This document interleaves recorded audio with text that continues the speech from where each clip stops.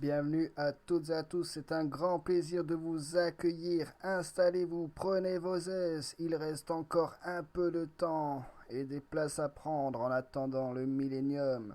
C'est encore moi, votre humble serviteur. Si vous voulez savoir qui je suis, mon nom est personne. Donc me revoici pour la quatrième partie de l'histoire du dragon et des antéchrists et nous allons voir plus particulièrement la personnalité de Satan, ses motivations, sa haine. Nous allons voir tout ceci dans le texte du livre d'Adam ou autrement appelé l'Apocalypse de Moïse et nous allons voir le troisième chapitre du livre d'Adam. Donc, pour vous placer le contexte, vous savez que Adam et Ève étaient dans le jardin d'Éden, le jardin de Dieu, un jardin bienveillant, où Adam est fait à l'image de Dieu et où tous les animaux le voient à l'image de Dieu.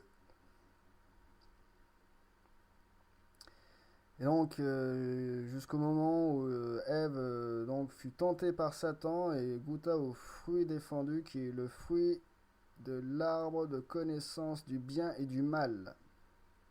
À ne pas négliger, beaucoup appellent seulement le fruit de l'arbre de connaissance, mais non, ce n'est pas simplement ça, c'est l'arbre de connaissance, c'est l'arbre du fruit de connaissance du bien et du mal.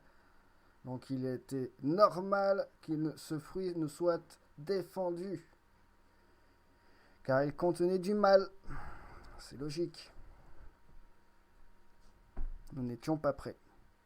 Et donc nous sommes mis à l'épreuve. Donc nous allons voir les différentes façons qu'a Satan de nous tromper depuis le début.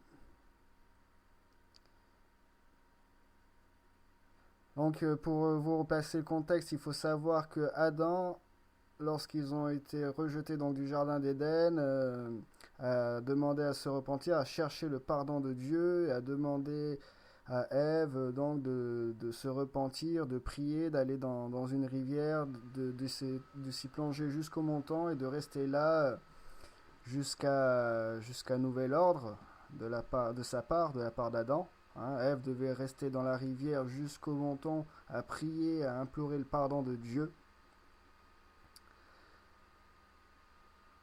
Et nous allons voir nous en sommes là donc. Quand 18 jours de leur lamentation furent achevés, alors Satan, l'adversaire, prit la forme d'un chérubin de splendide tenue et partit vers la rivière de Tigris pour tromper Ève.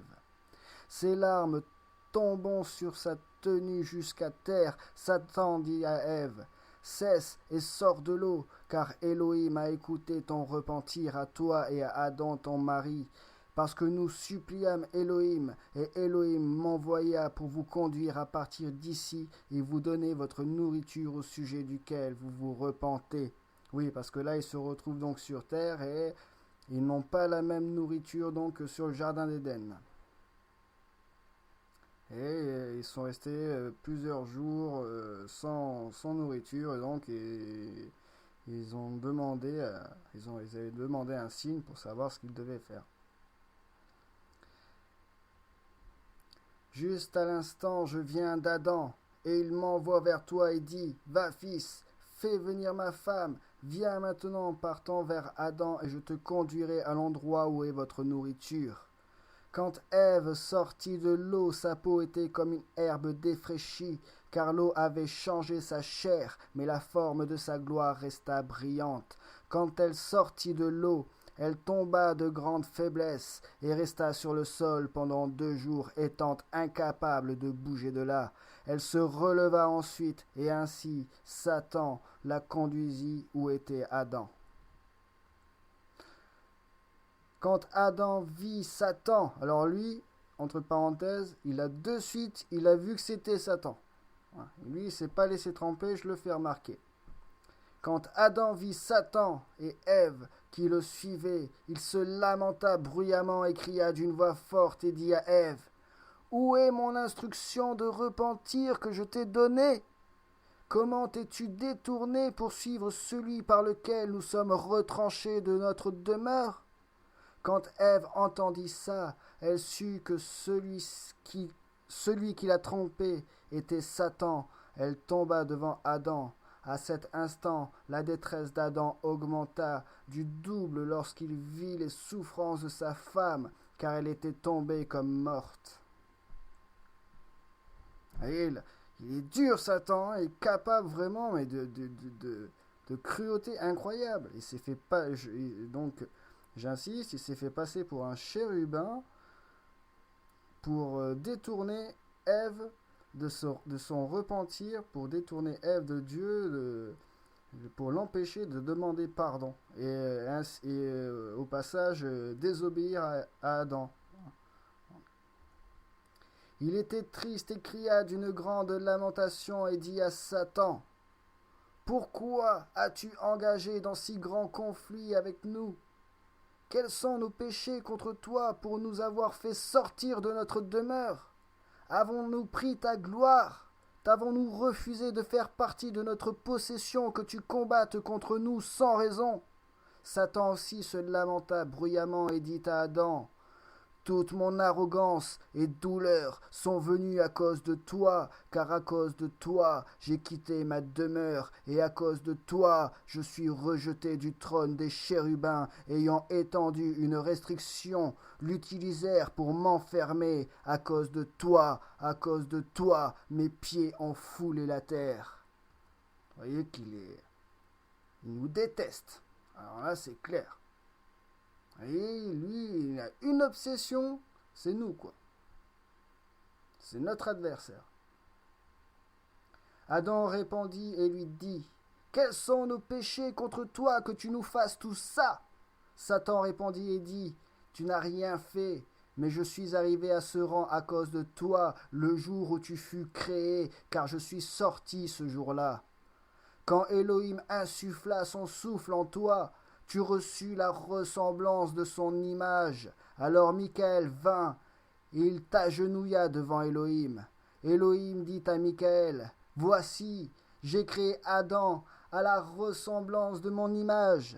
Alors Michael somma tous les anges et Elohim leur dit: Venez, agenouillez-vous à Elohim que j'ai fait. Michael s'inclina le premier, puis il m'appela et dit: Toi aussi, agenouille-toi à Adam.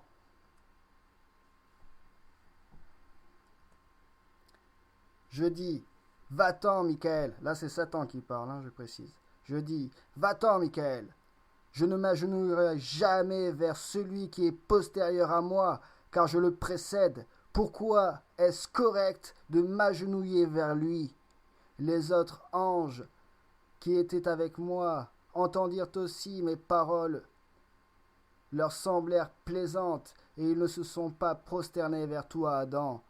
Alors Elohim devint en colère contre moi, et commanda de nous expulser de notre habitation, et de nous jeter sur terre, moi et mes anges, qui étaient en accord avec moi, et vous étiez à ce moment-là dans le jardin.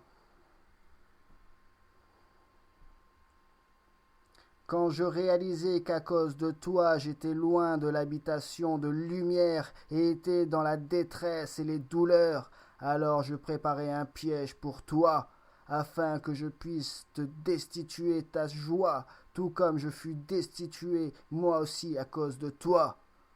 Quand Adam entendit ça, il dit à Elohim: Elohim, mon âme est dans ta main. Fasse que cet ennemi qui est mien s'éloigne de moi, qui désire m'égarer, moi qui cherche la lumière que j'ai perdue. À ce moment, Satan disparut devant lui.